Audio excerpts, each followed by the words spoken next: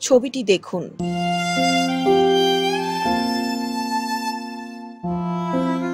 এটি অত্যন্ত বেদনাদায়ক এবং হৃদয় বিদারক একটি পরিস্থিতির প্রতিচ্ছবি।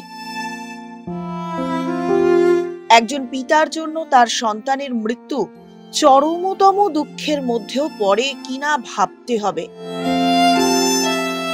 আর সেই মুহূর্তের সন্তানের প্রতি তার শেষ ভালোবাসা প্রকাশ করার সুযোগ থেকে যদি তিনি বঞ্চিত হন, তার অবর্ণনীয় যন্ত্রণা মুখে ভাষায় বা কোনোভাবেই প্রকাশ করার ক্ষমতা বোধহয় আমাদের নেই।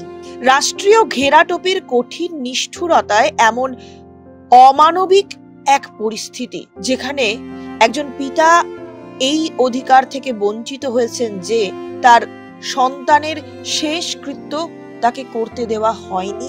শেষকৃত্যে তার জন্য একটি অর্থও তিনি ব্যয় করতে পারেননি।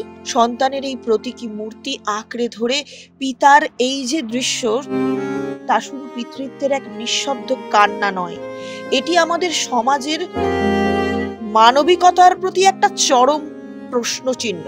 আগমনীর উৎসব যখন নতুন আশা আর আনন্দের বার্তা বয়ে নিয়ে আসছে, এই পরিবারের কাছে চিরদিনের জন্য তার পরিবারের ভিতরে শূন্যতার অন্ধকার যেন ছেয়ে গিয়েছে। একটি দুর্গন্ধময় স্মৃতি তাদের জীবনের প্রতিটি কোণায় আঁকড়ে ধরে থাকবে, যা কখনো উৎসবের সুবাসে পূর্ণ হবে কিনা ভাববার। এমন দুর্ভাগ্য যেন কারোর জীবনে না আসে, এমনটাই কামনা করি আমরা সকলে।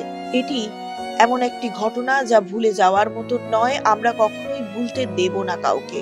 এমন ঘটনা শুধু এক পিতার জন্য নয়, সমাজের সকল মানুষের মনকে নাড়া দিয়ে যায়। এই মর্মান্তিক সত্যের মুখোমুখি হতে হবে, এমনটা কি কেউ কখনো ভেবেছে? যা কখনো ভোলা যায় না। আমাদের উচিত সমাজ থেকে এমন ঘটনাকে যেন কেউ কখনো না ভোলে। যে কোনো খবরের জন্য যোগাযোগ করুন 7099017330 এবং 7099017110 নম্বরে।